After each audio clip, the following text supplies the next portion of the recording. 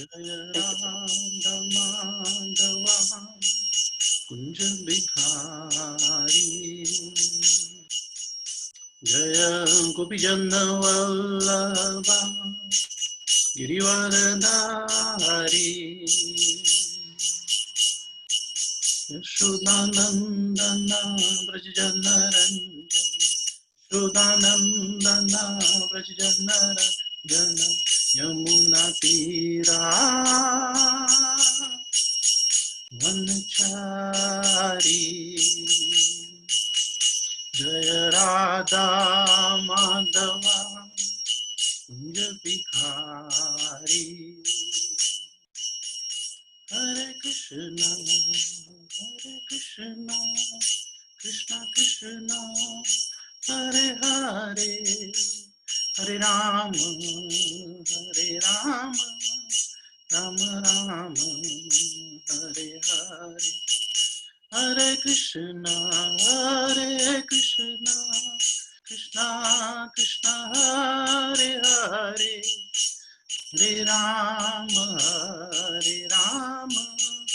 Rama Rama Hare Hare Jaya Radha Madhava Kunja Bihari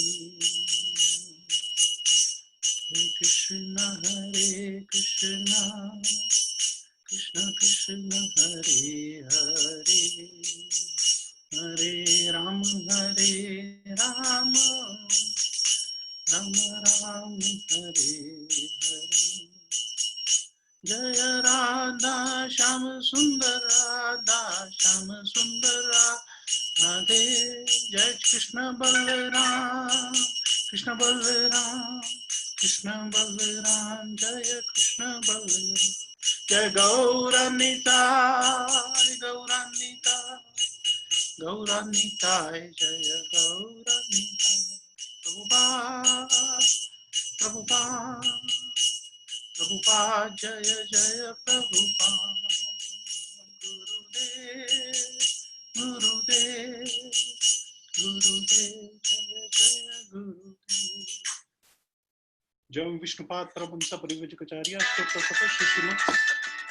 His Divine Grace Abhicharana Arvind Bhaktivedanta Swami Srila Prabhupada Ki Jai ISKCON Founder Acharya Srila Prabhupada Ki Jai Granth-raj Srimad Bhagavad Gita Ki Jai Ananta Koti Vaishnav Vrinda Ki Jai Gaur Premanande Hari Hari Hari Hari.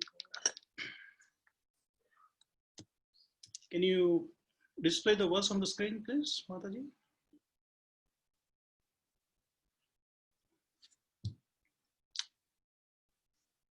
So we are reading from Bhagavad Gita, 4th chapter, 42nd verse.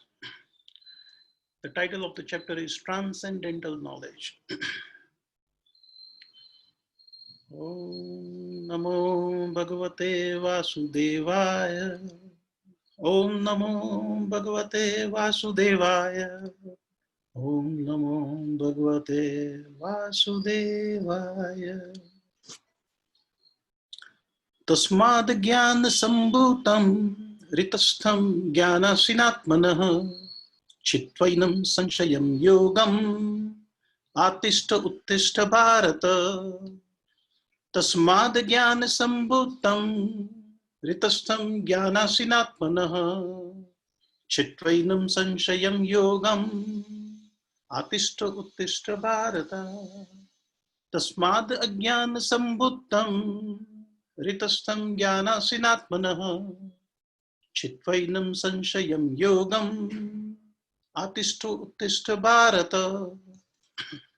Transliteration. Tasmād, therefore, ajñāna-sambhūtaṁ, born of ignorance.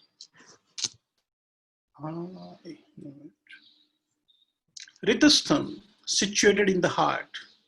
Jnana, of knowledge. Asina, by the weapon. Atmanaḥ, of the self. Chittva, cutting off. Enam, this. Saṁśayaṁ, doubt. Yogam, in yoga. Ātiṣṭhā, be situated. Uttiṣṭha, stand up to fight. Bhārata, a descendant of Bhārata. Translation. Therefore, the doubts which have arisen in your heart out of ignorance should be slashed by the weapon of knowledge. Armed with yoga, O Bhārata, stand and fight. Purport by His Divine Grace A.C. Bhaktivedanta Swami Srila Prabhupada.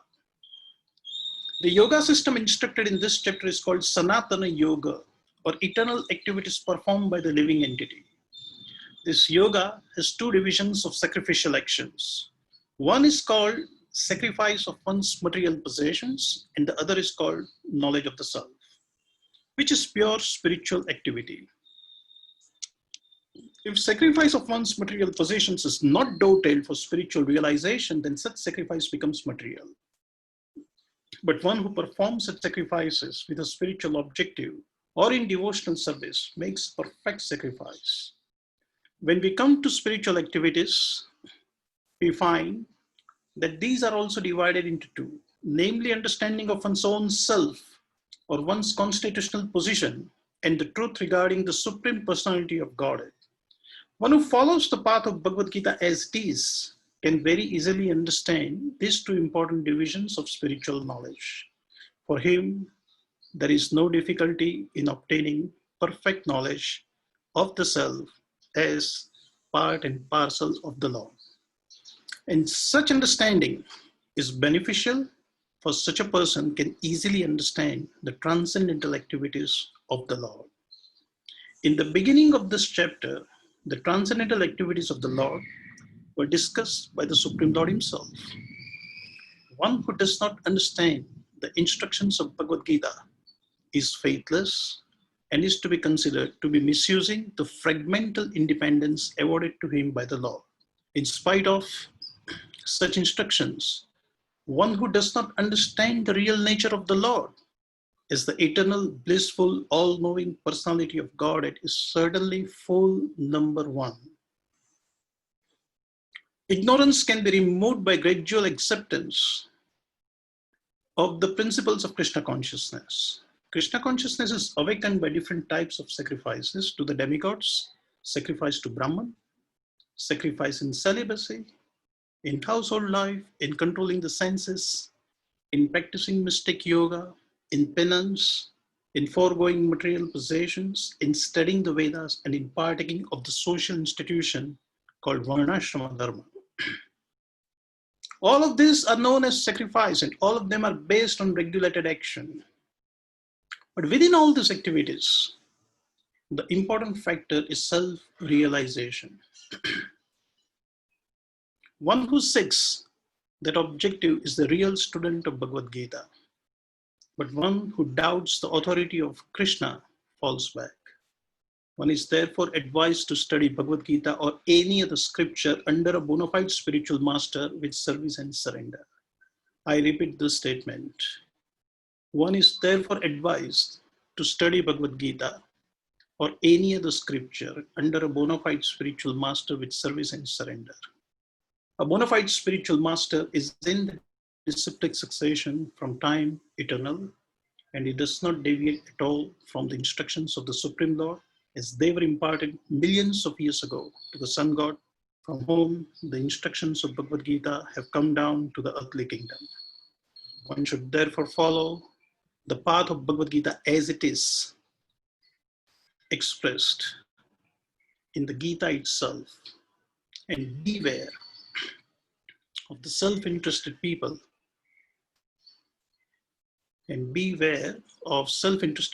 after personal aggrandizement who deviate others from the actual path. Let me read this again. One should therefore follow the path of Bhagavad Gita as it is expressed in the Gita itself, and beware of self-interested people after personal aggrandizement who deviate others from the actual path. The Lord is definitely the Supreme Person, and his activities are transcendental. One who understands this is a liberated person from the very beginning of the study of Bhagavad Gita. Thus end the Bhaktivedanta purports to the 4th chapter of Srimad Bhagavad Gita in the matter of transcendental knowledge. Om Ajñāna-timirandhasya Jnānānjana-shalakaya Chakshurunmilitam yena Tasmai Shri Guruve Namah. Shri Chaitanya Manobhistam Sthapitam yena Bhutale Swayam Rupa Kadamaya Dadati Swapadantika.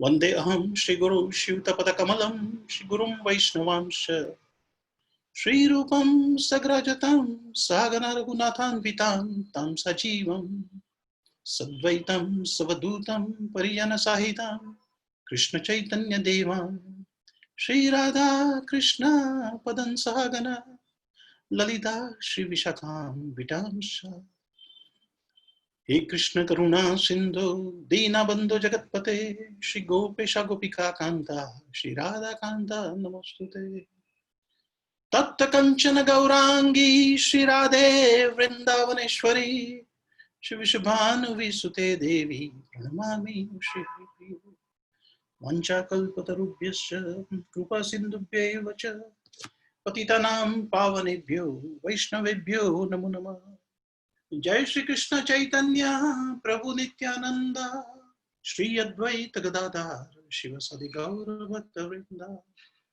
Hare Krishna Krishna Krishna Hare Hare Hare Ram Ram Ram Jai Jagat Guru Srila Prabhupada ki Jai Granth Srimad Bhagavad Gita ki Jai.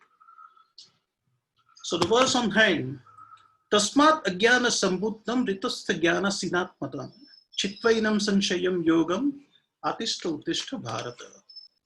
Therefore the doubts which have arisen in your heart out of ignorance should be slashed by the weapon of knowledge. Armed with yoga, O Bhārata, stand and fight.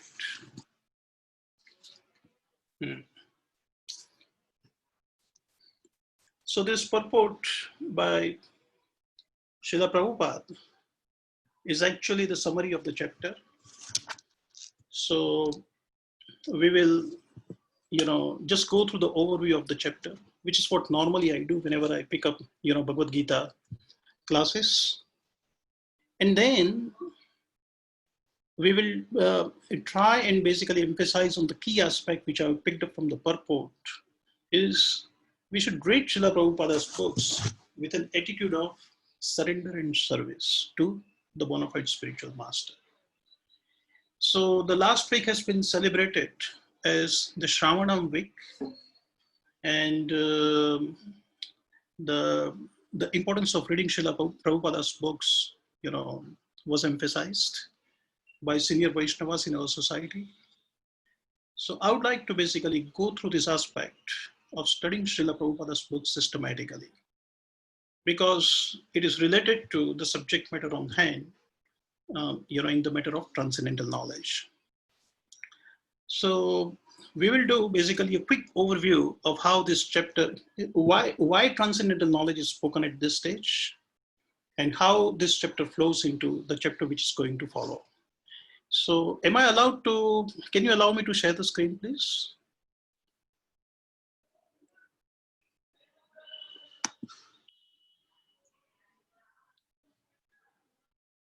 Lavanglata Mataji, can you allow me to share the screen? It's allowed. You can start. Okay, thank you.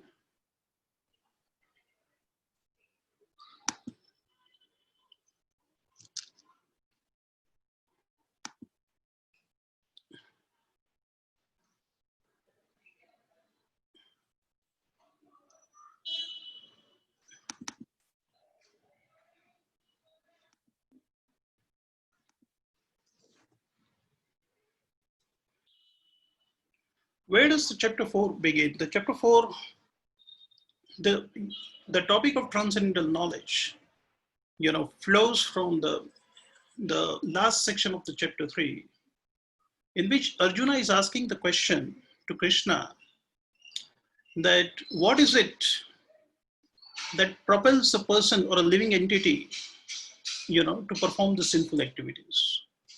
So Krishna is given a wonderful account of what the prescribed duty is and why it should be performed and how it should be performed. And then Arjuna comes up with a very intelligent question telling that in the course of performance of prescribed duties, there are some inevitable fall down. What is it that actually causes a person to basically fall down from the path of performing his duty? And Krishna identifies that the eternal enemy of a living entity in this material world is Kama and Krodha, which is born out of the modes of passion and the ignorance. And he says that the sitting places of this kama is senses, mind, and intelligence. And he says that actually intelligence is the capital of the lust.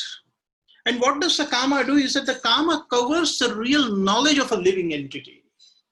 So once and for all, at this stage, Arjuna, you need to do two things, right? Mind, senses, and intelligence. These are the three places at which the lust is residing. So he's advising Arjuna to regulate the senses and strengthen the intelligence by knowledge. So the mind, which is squeezed in between the senses and the intelligence, will not be able to do much and will be quickly, brought back to where it should be. So he says, strengthen your intelligence, by deliberate or strengthen yourself by deliberate spiritual intelligence through a transcendental knowledge. So that's how we are flowing from chapter 3 into chapter 4. And Krishna begins to speak about transcendental knowledge. So the first three verses, that is 4.1 to 4.3, right? There are 1, 2, 3, 4, 5. Yeah, I mean, there are 1, 2, 3, and 4. The 4 themes actually which are flowing through this chapter. I mean, it's a thematic review of the chapter. So the first 3 verses is Krishna is saying that transcendental knowledge is coming, from the world which is outside the, the material world. So it is descending, and the topmost authority is Krishna, and it is coming from Krishna himself. And he gave, at the beginning of the creation to the sun god. Wonderful. So transcendental knowledge basically descends through a bona fide disciplic succession, starting with Krishna. That's the principle. And the thematic verse is 4.2, which is evam parampara praptam idam rajarshayo vidu sa kale neha mata yogo nashta parantapa. Then from 4.4 to 4.14, Krishna speaks about the transcendental nature of his appearance and activities. Now, this is very fundamental part of this chapter. For the first time in Bhagavad Gita, Krishna is speaking about himself. And he says, unlike the living entities in this material world, both his birth and his activities have nothing to do with the modes of material nature. Krishna's birth and Krishna's activities are fully transcendental in nature. And then he goes on to describe that why does he appear, when does he appear, how does he appear, what does he do when he appears. So that is the series of verses about the birth. And then basically he says that all the activities in this world are carried out as prescribed under the varnashrama dharma, and this varnashrama dharma is coming from him alone. And because he is the creator of varnashrama dharma, right? He is not bound by it. He is the creator of varnashrama dharma, and his position is unchangeable. So this is a transcendental nature of his appearance and transcendental nature of his activities, and this is fundamental to defining the principle, which is a third theme in this chapter, and that theme is that of akarma. So Krishna lays down the principle that if the activities are carried out in the consciousness of one's eternal constitutional position, then these activities will not entangle one to a karmic reaction. So this is acting on the basis of a transcendental knowledge that Krishna is transcendental, the soul is transcendental, and soul is an eternal relationship with Krishna in the spiritual world.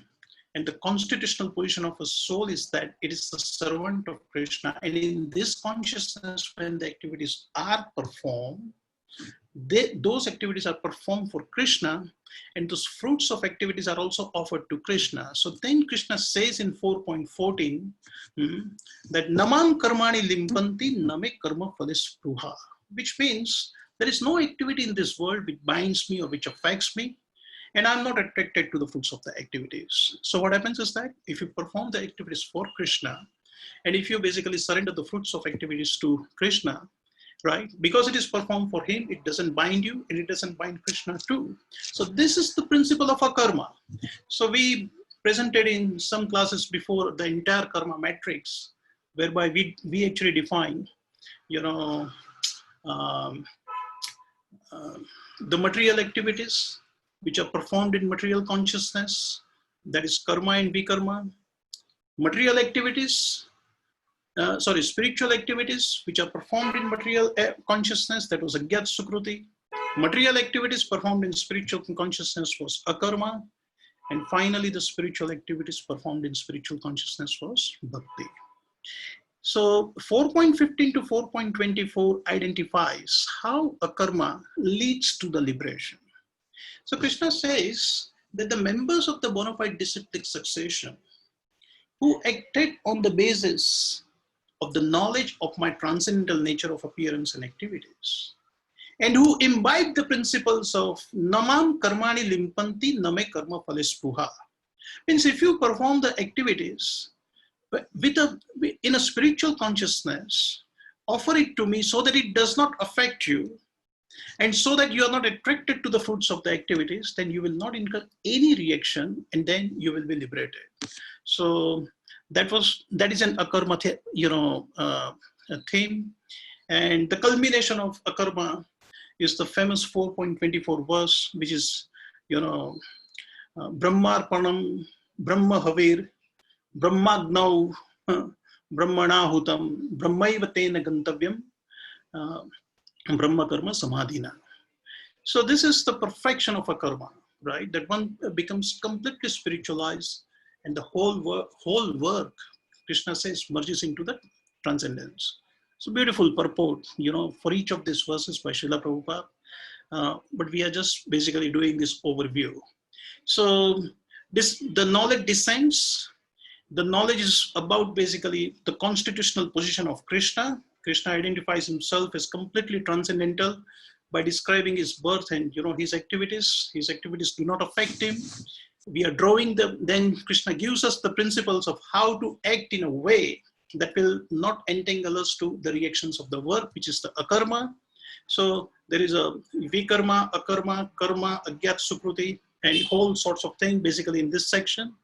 And performing activities on the principle of akarma will lead you to the liberation. Then he says that those people who do not have transcendental knowledge, and those people who are not on the akarma platform, so they are advised to still stick to the Vedic culture and follow the regulated life of sacrifices. So according to the different propensities of the people, the various sacrifices have been prescribed: the sacrifices for the householders, for the brahmacharis, sacrifice for those with the yogic inclinations of controlling the breathing process, sacrifice for those who have sort of a studious and scholarly approach to study the Vedanta Sutra and all that. The sacrifice for those who have a lot of material possessions, and like that, I think 7 different sacrifices have been prescribed.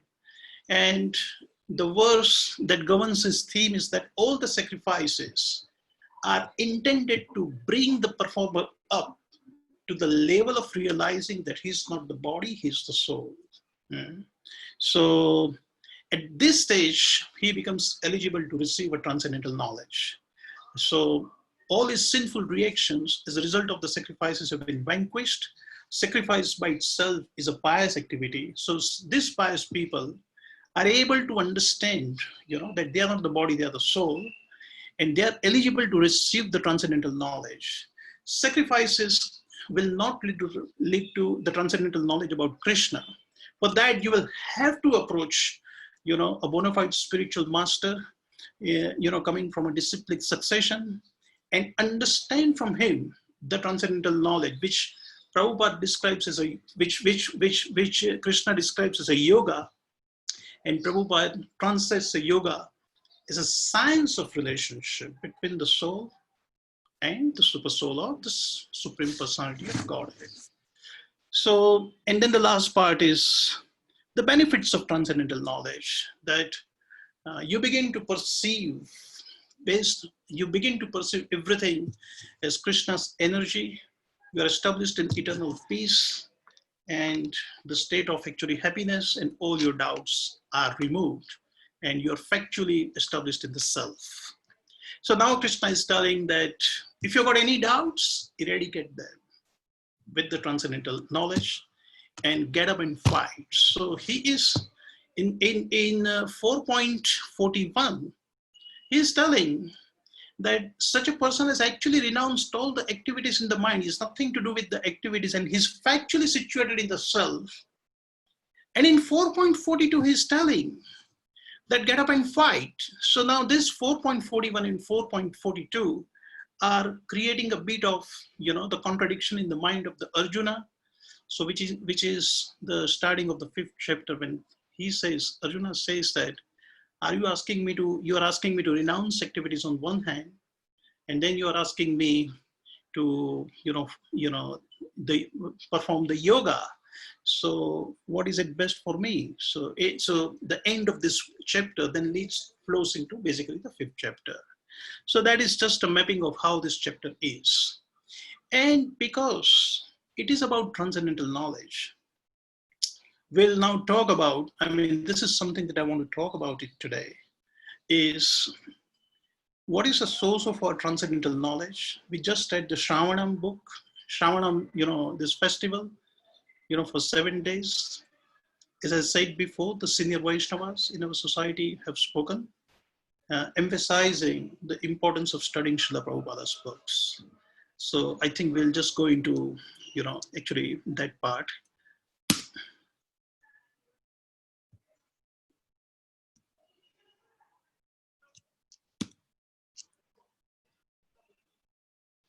Why is knowledge important?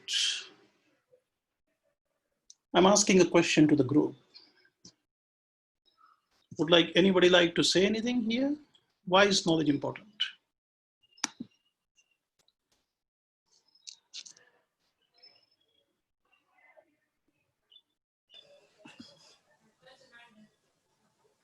Yes, Prabhu, you can speak. You've unmuted.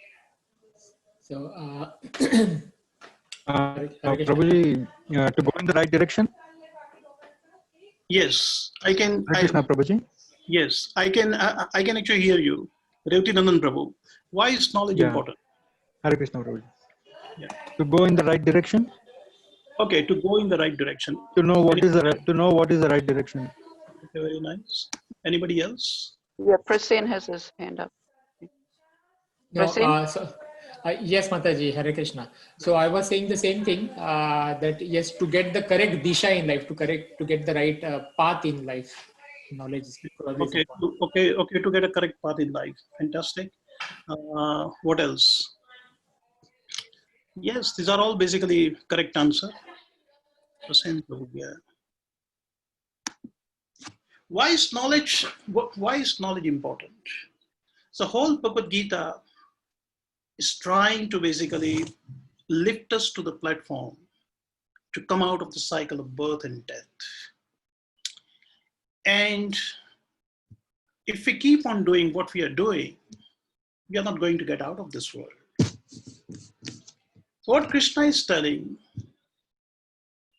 that whatever system or path you follow, which is going to take you out of this world,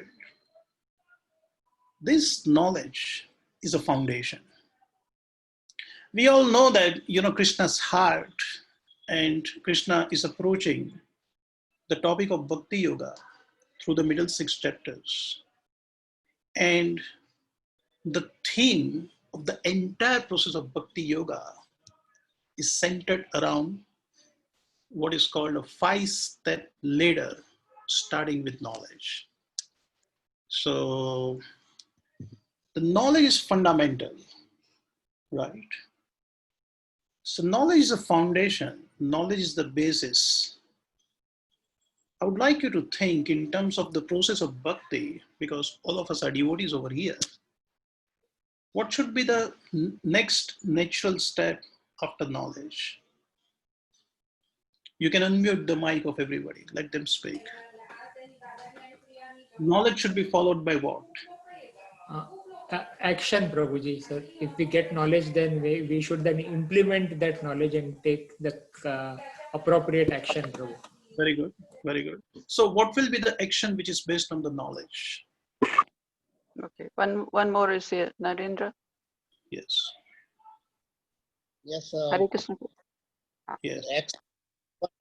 action that will not produce karma, reaction. Okay, action which will not produce the reaction. Very good. So let's define this term knowledge. It's very important for us to understand what does it mean to be a transcendental knowledge. The transcendental knowledge is defined as a yoga. If you read the first 3 verses, yoga is a science of relationship with the Supreme. For us, the living entity, what it means, our relationship with the Supreme.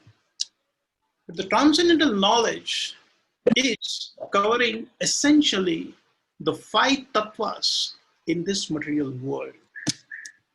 So the transcendental knowledge means to fully understand how each and every tattva is related with the Supreme and how they are interrelated with one another.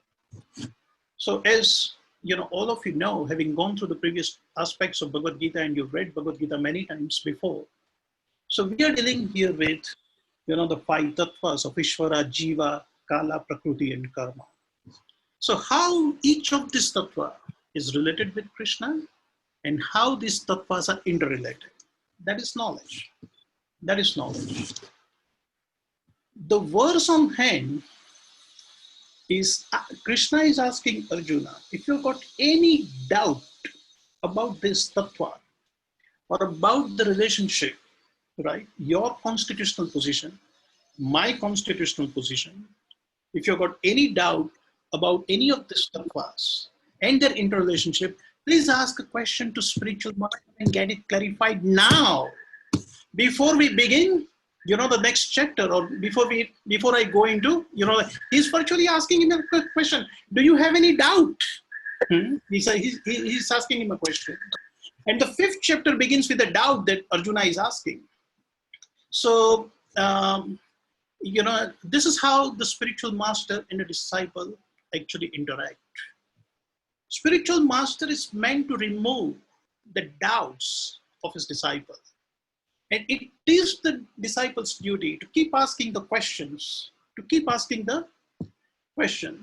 Now, there is a Chinese proverb which reminds me, I'm reminded of a Chinese proverb. If you ask a question, you may be considered as a fool for 5 minutes. You don't know you are asking a question, and somebody may say, what stupid question you are asking. But if you don't ask any question at all, you will remain a fool forever. This is a Chinese proverb. If you ask a question, you may remain a fool for 5 minutes. But then as soon as you get the answer, you got the knowledge, you become intelligent. But if you don't ask question at all, you will remain fool for the rest of the life. You must ask question. So we have now understood what is knowledge. And it has been said that the knowledge should lead to the action. So when we talk about the process of bhakti yoga, knowledge should culminate into what?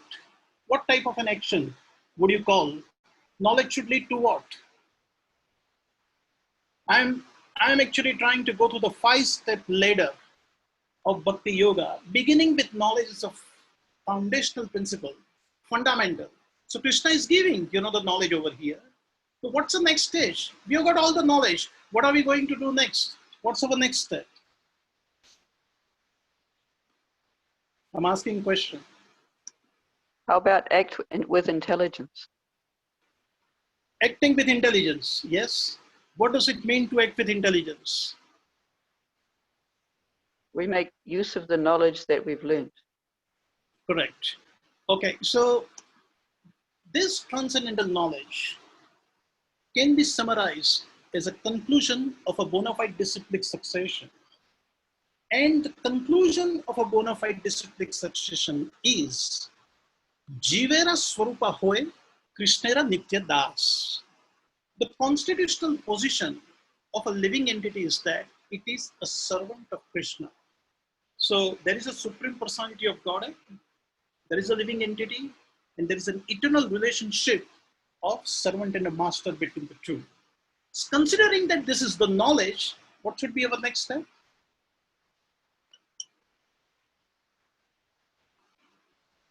We know that we are the servant of Krishna. We have a relationship with that. That's our knowledge. Now we are going to act on the basis of knowledge. So the next step in the 5-step ladder is surrender. This is acting with intelligence.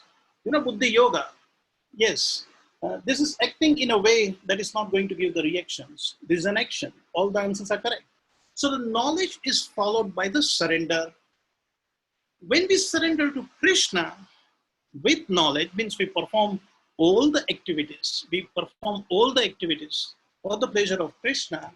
Then that surrender will culminate into the 3rd stage. What is the 3rd stage? Just actually guess about it. So knowledge has led to surrender. Surrender will lead to what?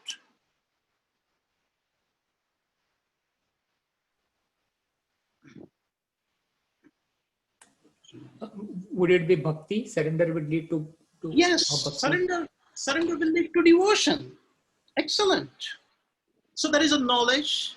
Based on the knowledge, we have surrendered. Based on the surrender, the devotion will manifest. It is not that because of devotion we will surrender. We will surrender as a result of knowledge. This point must be understood very, very clearly. And that is a theme which is flowing through the Bhagavad Gita. So now the transcendental knowledge at an early stage, right?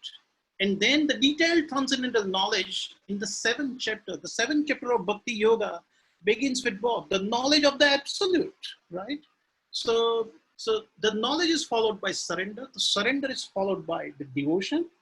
The devotion is followed by what? The 4th step of a bhakti ladder. I can actually show the PowerPoint slide, but no point. I mean, let it be, a little bit of interactive.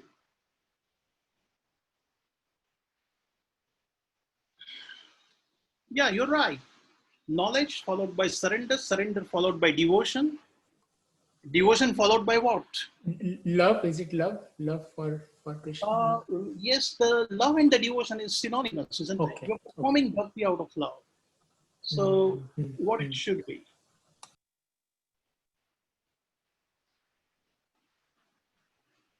Arundhati says prem. Okay. That is basically devotion. Now, patram pushpam phalam toyam yome bhaktya prayachati.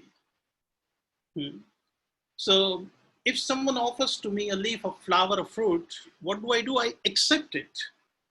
I accept it because it is offered with love. So the devotion is followed by what? I'm just giving a clue.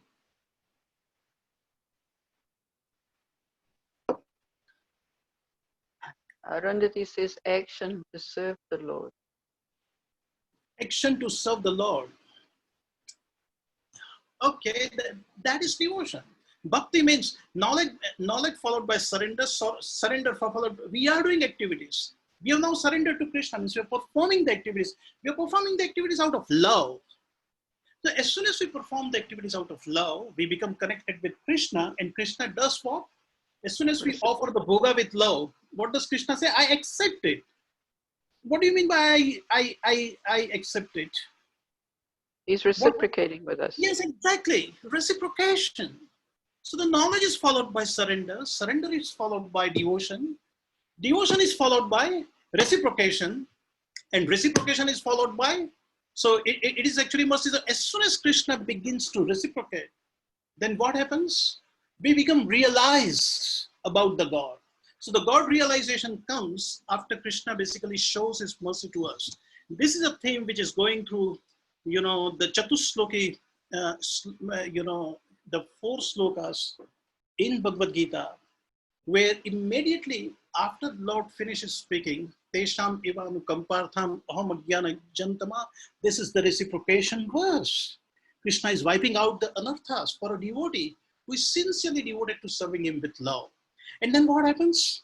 Arjuna comes to the point of God realization. And he begins to say, Param Brahma, Param Dhamma, Pavitram Paramam Bhavam. He says, yes, Krishna, now I'm realizing who you are. You are a Supreme Personality of Godhead. So this is a 5-step ladder to which knowledge is very fundamental and basic.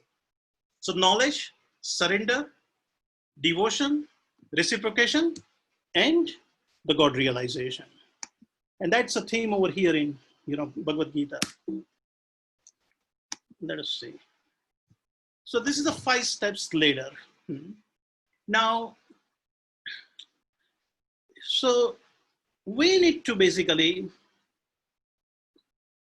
out of all these things, which one do you think is the most important? I'm asking a question.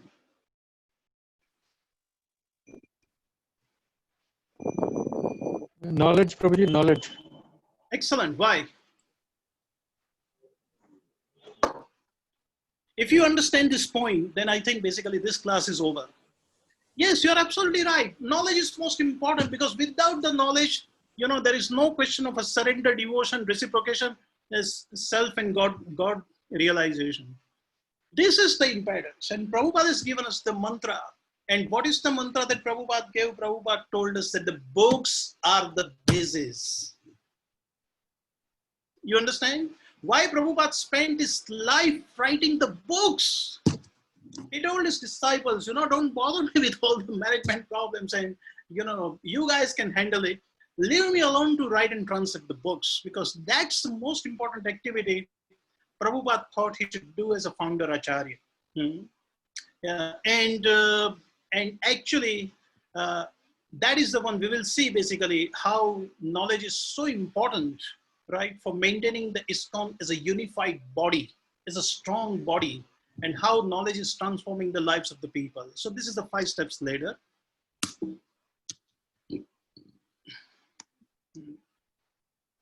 So I would like to basically go through, not in too much detail. This is a very big, subject matter. Studying Srila Prabhupada's books. Why study Srila Prabhupada's books?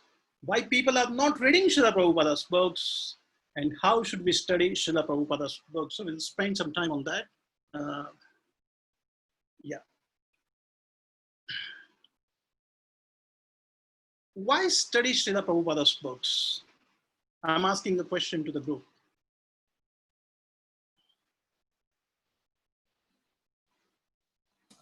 Making you think. Because that is our prime source of knowledge. Excellent. What else?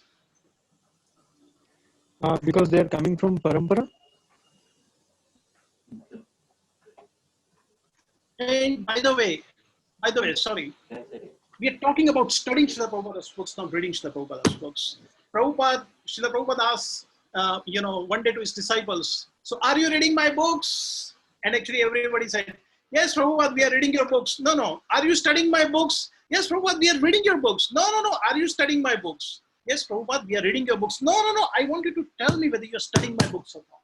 So this is study vis-a-vis the reading. And why do we, study Srila Prabhupada's books? So that's the reason. That was a theme basically in the Shravanam week. Studying Srila Prabhupada's books. Yes, of course it is reading, but it is studying Srila Prabhupada's books. So keep in mind the word study and tell me that why study Srila Prabhupada's books? What are the benefits of studying Srila Prabhupada's book? Yeah, we get the knowledge. Of course we get the knowledge. But be able to preach. What is it? Arundhati, To be able to preach. So that we can preach. So that we can preach. Excellent. What else? Prabhupada says it's actually so we chant with love. Right. It increases Okay, our this slide is understanding for basically Lord come up Krishna. Yes, very good. allows us to understand Lord Krishna? Absolutely. Shreya Kari has written, these books are written by Krishna. These books are written by Krishna. Excellent. Very nice. Yes, these are very powerful words. They are coming, in bona fide disciplic succession. Prabhupada says, give me only one credit. I've not added anything. I've not deducted anything. I'm trying to give you the message as it is. So some of the things which have come up, which are really like a lightning bolts, is when you study Srila Prabhupada's books, you get a perspective you never had before. Before reading Prabhupada's books, can you actually give me an example of some perspective that you get from Prabhupada's books? You've read some Prabhupada's books, right? Bhagavad Gita, for example. What perspective do you get about material world?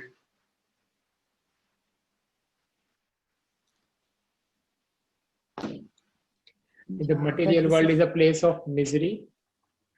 Very good. The perspective changes. All of a sudden we understand this is dukkhalayam ashashvatam. This is basically, before I came in those, I could never ever think that, in spite of the fact I was personally going through so many, we all go through so many anxieties, but we never realize this, isn't it? You just ask the people, and if you tell them dukkhalayam ashashvatam, they'll be stunned, that, yeah, is it? And then they will say, yeah, yes, that's correct. So Prabhupada is giving the perspective. This is a mind-boggling perspective you get. Challenges the mental conceptions, right? What are, Yes. some of the mental conceptions that the people normally have? I'll give you an example. All gods are one, for example. It doesn't matter whether you worship Shiva or Brahma or Vishnu, they're all the same, isn't it? That is a concept even today, the concept of Trinity. The demigod worship and Krishna worship is at the same level. The mental conception that, the soul is the last snare of Maya, right? That the soul in the liberated state is Bhagavan. So Kadambakanana Maharaj gives an example of when he wanted to follow a spiritual path, he joined the Dalai Lama. So he went to Nepal, Tibet, and spent some time with Dalai Lamas. And all this, he had this mental conception of Brahmananda and everything. And for one of his friends, gave him Bhagavad Gita as it is because he was not reading. And Maharaj, said, can I read the book? And he basically gave him the book. And when he went through it, Prabhupada is writing that the Brahmananda is like a water in the footprint of a calf as compared to Premananda, which is ever increasing. And his mental conception was challenged. And he gave up basically, the concept of joining the Dalai Lamas. And we know, Kadam Kanana Maharaj is such a nice Kirtanya sannyasi and, one of the very influential gurus in our society. He challenges mental conceptions, right? Krishna is a supreme personality of God. It's a big, big conception to basically, get for many people in India, still. Vishnu is an incarnation of Krishna, or Krishna is an incarnation of Vishnu. So, yeah. Unified philosophy. Unified philosophy. What does this mean? Unified philosophy means, all over the world, our practice and our understanding of the conclusion of the scriptures is the same practically. Whether you go to Germany or you go to China or you go to Australia or America, India, Mangala Arati is always at 4:30 sharp. Most of the temples, most 99.99%. We chant Hare Krishna Mahamantra. There is a Srimad Bhagavatam class in the morning.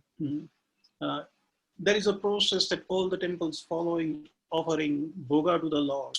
And there is a Bhagavad Gita class in the evening. And so these procedures are standardized across the board. And what is holding ISKCON together is this unified philosophy. And this is what Srila Prabhupada understood as a founder Acharya. He wrote the books because he knew that these books are not only the basis, and foundation for spiritual progress of the devotees, but they are going to hold ISKCON together. These are why study Srila Prabhupada's books. We need to know the unified philosophy. It challenges the mental conceptions, means all mental conceptions are shredded. We actually get the perspective of the life, the life of eternal happiness. We understand that there is a world in which, you do not have to take a birth again. You do not have to die, and, you eternally enjoy. So, and then practical. This is the most beautiful part of Srila Prabhupada as a personality, is that Srila Prabhupada, is always offering practical advices, and his purports are so practical, right? That because of this purports, our lifestyles have changed. See the Bhagavatam purport, see Bhagavad Gita purports. It's full of what you should do. Here also Prabhupada is talking about, read my books in an attitude of surrender. Approach a bona fide spiritual master. Every purport is full of how you should act. They are not just theoretical treatise or basically theoretical, just descriptions. So these are some of the things. Yeah, studying Srila Prabhupada's books. Let's go to studying Srila Prabhupada's books is likened to the activity of taking a cold water shower in the morning. Has anybody experienced what does it mean to take a cold water bath in the winter? Yes. Yes. Yeah. It's very challenging. It's very challenging. The first thing that happens to you as soon as you take a bath is that you really get a shock, as soon as the cold water touches your body, right? You become very alert immediately. You are alerted immediately, you actually become alerted. And all of a sudden, as soon as the first shower touches you and your body is wet with the water, then basically, you are into the water and then you begin to enjoy the bath. But the first is like a shock. That is what happens when you study Srila Prabhupada's books. It's like a cold water shower. The first stage is, it just shakes you up. It just wakes you up. It's a wake-up call at 3:30 in the morning. You will not fall back to sleep if you take a cold water bath. I can tell you that. It's a very important tip, to chant the holy name. And Shastras recommend that when you take a cold water bath, all the conceptions in the mind which have arises here, and you can focus on, the chanting of the holy name. Anyway, so the second stage is that it cleanses you. How does it cleanse you? It changes your perspective. It shreds your mental conceptions. It gives the practical way of acting. It cleanses you. And the third stage in the shower is that you begin to relish the shower. Have you actually noted that? The cold water shower, you will relish it like anything. And so these three things actually happen, that it gives you the initial shock, it shakes you up, and then, it cleanses the body, and then you begin to actually enjoy the shower. So this is a nice, basically, eulogy in terms of studying Srila Prabhupada's books. Why people find it difficult to study Srila Prabhupada's books? What are some of the excuses? Can you tell?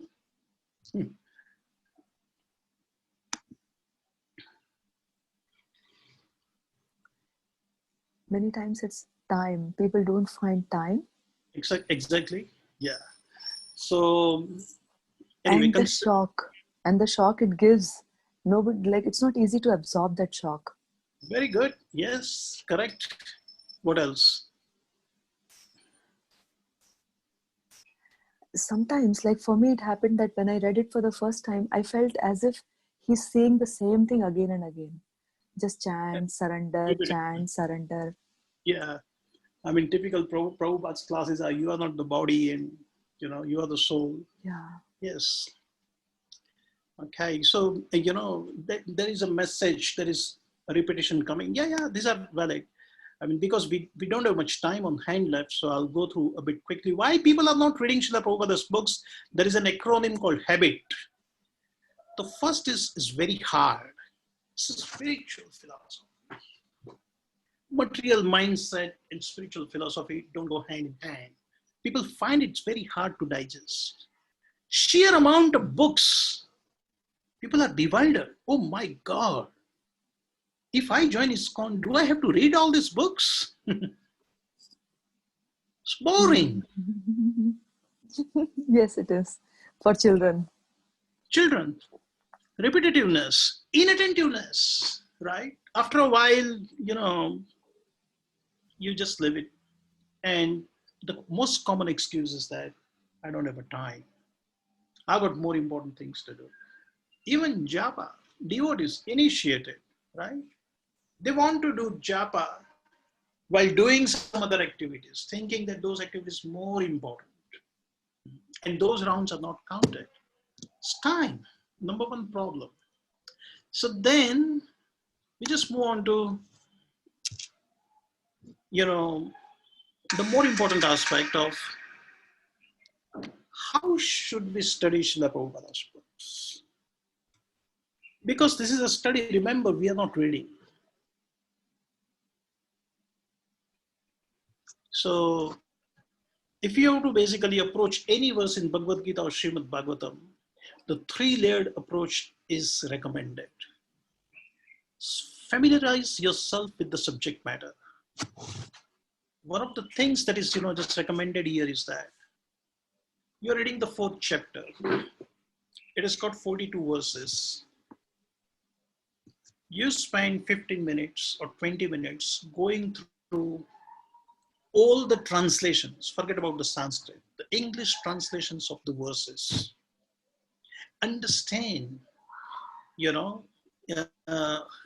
flow and the landscape. This is, familiarize yourself. How this chapter, how, the previous chapter is connected to this chapter, how this chapter is flowing on to the next chapter. What are the themes involved over here? As soon as you read, the translations, because it's a dialogue, it's very logical, it's a very natural conversation between Krishna and Arjuna, and each verse is actually connected with the other verse.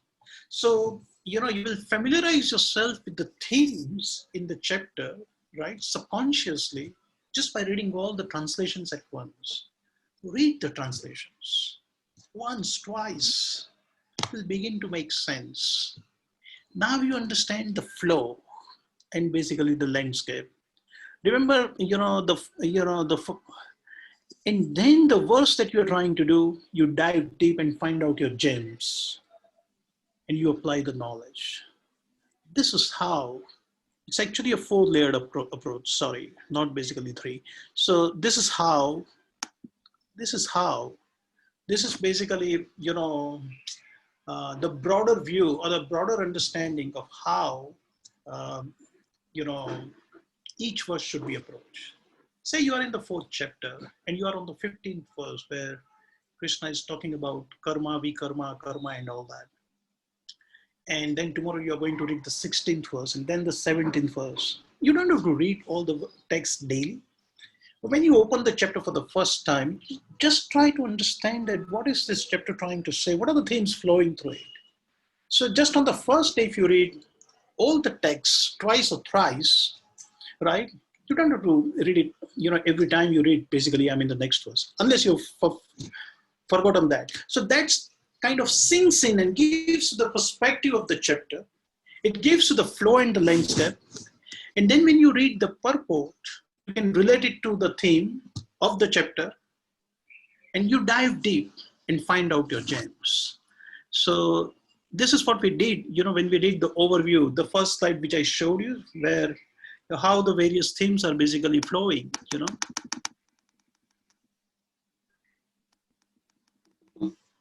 Like this. This is an overview. I'm familiarizing. The disciplic succession is flowing into the transcendental knowledge. Knowledge comes in disciplic succession. What is that knowledge? Okay, 4.4 to 14. Then, how to act on the basis of the knowledge, how to apply the knowledge, and the concept of akarma comes. What does akarma do? It leads to the liberation. Okay, what about those who are not on the akarma platform? They need to perform the sacrifices and they will come to the platform of transcendental knowledge. Okay, if they come to the platform of understanding, you are not the body, you are the soul, what do? They have to approach a bona fide spiritual master and get the transcendental knowledge. Okay, having got the transcendental knowledge, what happens? The benefits of transcendental knowledge. So it's a theme. And so it's actually how the chapter flows, familiarizes, and this gives you very, very good understanding of, the transcendental knowledge itself. So let's actually go back to the slide on and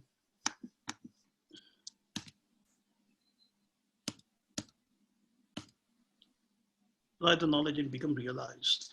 So this dive deep and find your gems, right? There is a term called Lectio Divina approach that the Christian churches apply to the study of the Bible. The Lectio Divina approach. Are you aware of Lectio Divina approach? Has anybody heard about this? Lectio Divina approach. When they study the Bible, what they do is they go very slow. They take a chapter, they take the verses, then they go, to the translation, they go to the purports, and then they dissect the purport sentence by sentence and word by word. And that's a Lectio Divina approach.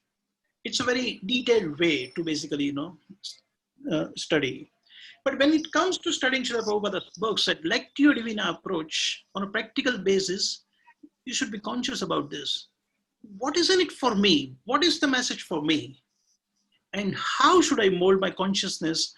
How does it affect my mood? How do I, going forward, how do I apply this in my life? Like, you actually read the sections on Dhruva Maharaj, right? I should imbibe the mood of determination. You read the chapter on Gajendra. I should imbibe the mood of offering the prayers in desperation. You read the, 2.6 where Arjuna takes shelter of Krishna in Bhagavad Gita. You should imbibe the mood of Arjuna's humility. And how do you apply that? I should disclose my mind to my senior Vaishnavas. That's what Arjuna did. He disclosed his mind. Krishna, I don't know what to do going forward. Please guide me. So what is the message? What is in it for me?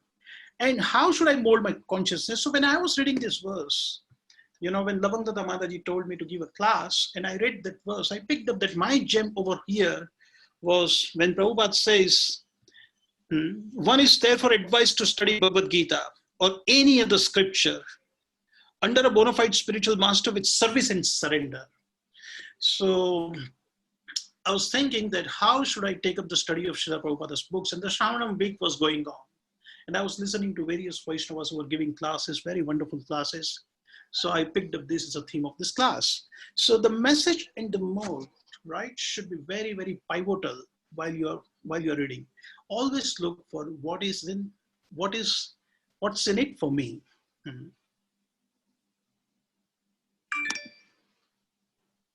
And this is the most important thing. How should we study Srila Prabhupada's books?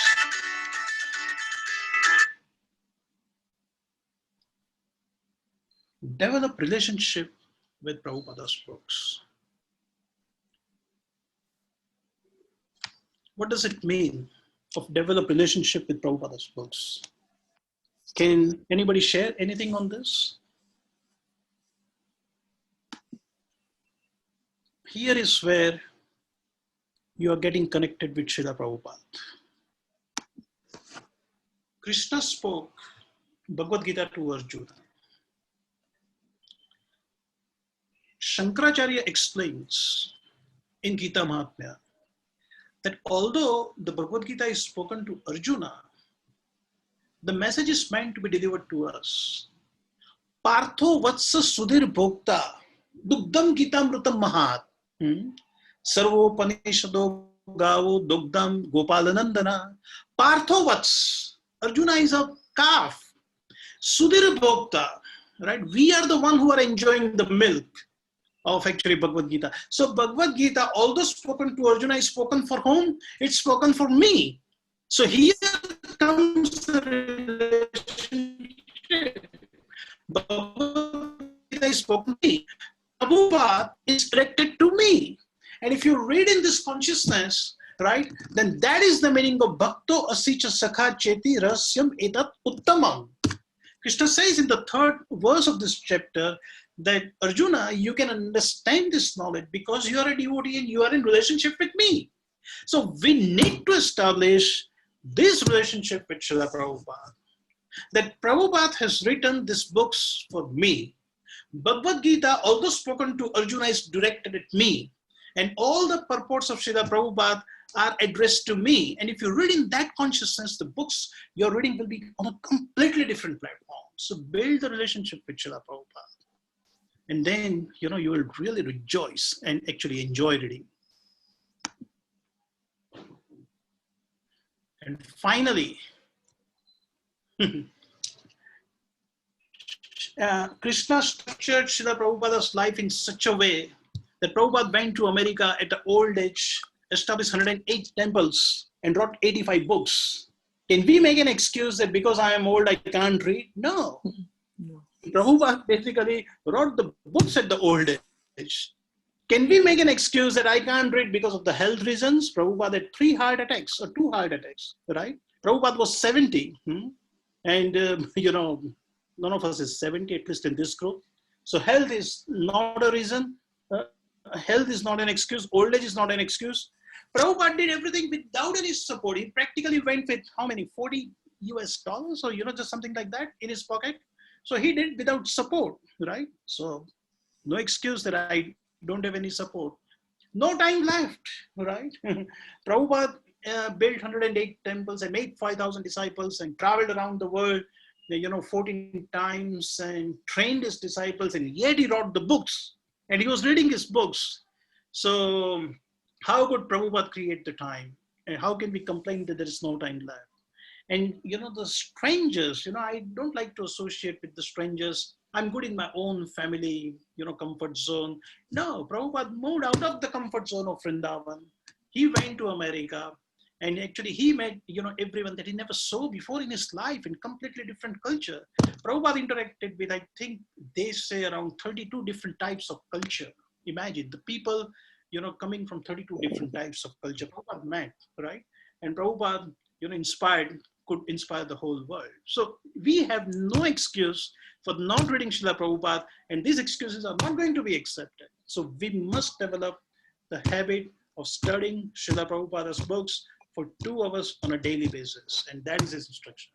So on this note, what's the time right now? I would end the class because it is 6:37, and if there is any question, then I would like to take up.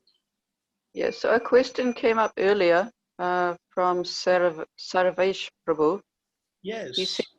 He asked, why can't we surrender? It came up on one of your earlier slides. Why can't we surrender? Okay, so because we don't have the transcendental knowledge, right? And we are not aware about Krishna's position. We are not aware about our position. We are not aware about that eternally. This should be the reason for, just surrender. The surrender should be based on the knowledge. Means, when, the Guru gives you the knowledge and someone the jnana, then that should be an impetus to just surrender to Krishna. So we don't basically surrender because we don't have a knowledge. That is actually one thing. Second thing, we don't surrender because we are so much obsessed, with the enjoyment in this world. Prabhupada says that unless one is disgusted with the material world, one cannot come to the point of surrender. Now, who is going to give you the knowledge that this material world is dukhalayam shashvatam? The sambandha jnana about the material world, basically that it's a place of misery, is going to come from the spiritual master. So Krishna says that associate with the spiritual master. Serve him submissively. Make bona fide inquiries and get the knowledge from him. And that knowledge should be the basis to, just surrender. Does that make sense? Yes, yes. Is that right, Sarvesh Prabhu? Any other comments or questions coming up? Prasen offered his thanks for the class and had to leave because it's very late at night in Australia. Okay. Understand that. Sarvesh says everything is clear now. He appreciates your answer. Okay. All right. Arundhati has her hand up. Yes. Dandavat Pranam Prabhuji, please accept my humble obeisances. Please accept mine. Yeah. And you have encouraged us so much from this class that I feel like, although it's 11:15 here, I want to sit down and read Bhagavad Gita for the whole night. Like, Okay. it's really good. Thank you so much. Yeah. Prabhupada has written Krishna book especially to read at night, and he would like us to read basically at least one page of Krishna book. We are going through the classes of Brihad Bhagavatamrita, where, you know, we have very serious and very deep discussion about deep subject matter like Viraha Bhava. And one of the things that we understand is that we should be reminded about Krishna all the time. So these books are going to do that purpose, and especially reading Krishna book will be wonderful. So I would suggest read Krishna book at night, you know, and you will finish it in no time. Narayani Mataji was asked a question one day, you know, when she came to Melbourne, she was approached by one Mataji, and she said that she's awed by so many books. And because there are so many books, she's so much divided that she cannot even start reading a book. So Narayani Mataji gave her a very practical tip, and she said that in every room of your house, keep a book open. Every room of the house. Yes, I did that. And whenever you go in that room, whenever you go in that room, you read, you know, if you have a time. And do you know what? This Mataji became so much inspired, she ended up reading all books of Srila Prabhupada just by doing that. I mean, she had different books open in different rooms, and she was reading, and in no time she was completing the books. So, you know, there are different ways and means to become motivated to read the books. But the point is, if we don't read the books, we don't have a foundation, we cannot advance in bhakti, and we actually cannot make progress. So this is very fundamental, and we need to imbibe this spirit. Thank you. Prabhuji. You gave this idea to me a few years back, maybe 15 years back, to keep the books open in every room. And from that time, I am following it. Yeah. And I have started reading so many books simultaneously. Oh, very nice. Good. Yeah, that's the reason you're so much in the morning classes. Yeah, I like that. Oh, Good. I'm very enthusiastic. But the life I feel is very short to read all these books and everything, accomplish everything, what we want to do.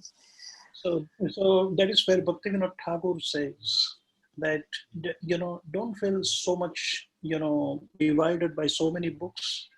I mean, if you simply see the sheer books that Prabhupada has written, and then the books written by his disciples, and then the books written by the Goswamis, it's an endless journey. But he says that become a Saragrahi. You know, become a Saragrahi. We need to be absorbing the essence. If you basically read Srimad Bhagavatam, Bhagavad Gita, and Chaitanya Charitamrita, you've covered it all. And then, you know, the time permits, go deep into, you know, the Goswami literatures. But whatever you need to know, Prabhupada is given in these 3 books. And yes, Nectar of Devotion too. So if we adopt this attitude, then we will learn, you know, at a pace which is comfortable to our own personality and to our own mode of realizing the tattva, and we will not come under the awe. And you will find over the period of time, by the regular reading of Srila Prabhupada's books, you will cover these books in no time. So yes, be a Saragrahi.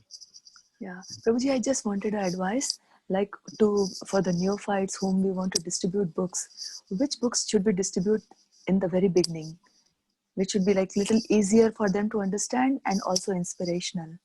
Correct. Yeah, Bhagavad Gita, you know, purchasing Bhagavad Gita is considered as a part of bhakti, and all small books of Srila Prabhupada are nothing but smaller sections of Bhagavad Gita, right? In a very easy to understand way. So the yoga of self-realization, science of self-realization, easy journey to other planets, chant and be happy, and so many small books. So put an emphasis. I mean, when you distribute the books, make a package in which you put Bhagavad Gita and put 4 small books, wrap it up very nicely and come up with a price. And what will the people do? They will not read Bhagavad Gita. They will read the some four small books. They will have understanding of the philosophy. So it is like, before having an access to Bhagavad Gita, very small books, very easy to understand, then can go into Bhagavad Gita. So actually like that. So yes, the small books should be distributed. And in your normal classes of Bhakti Vriksha or whatever you are conducting, give small books to the people, ask them to read, come back in the next class and share the realization out of what they read. We did that in Bhakti Vriksha, in Hampton Park, and devotees were coming up with very good realizations. Yes. Thank you so much. Thank you so much for this class. I'm again going to go through this class on YouTube and save it as a screen saving, which I can see again. Thank you so much. Okay. Thank you. Hare Krishna. Hare Krishna. Thank you. Some thanks have come up on the chat. Revati Nandan is thanking you for a nice class. Guru Gaurava and Shreya Kari says your class is like a cold shower in the winter. Thank you for the class. Okay. Thank you so much. All right. Yes, Thank you. Prabhu. yes. Vanchakalpatarubhyasya kripa sindhubhyeva Patitanam patitanam pavanebhyo pavanebhyo vaishnavebhyo vaishnavebhyo namo namaha.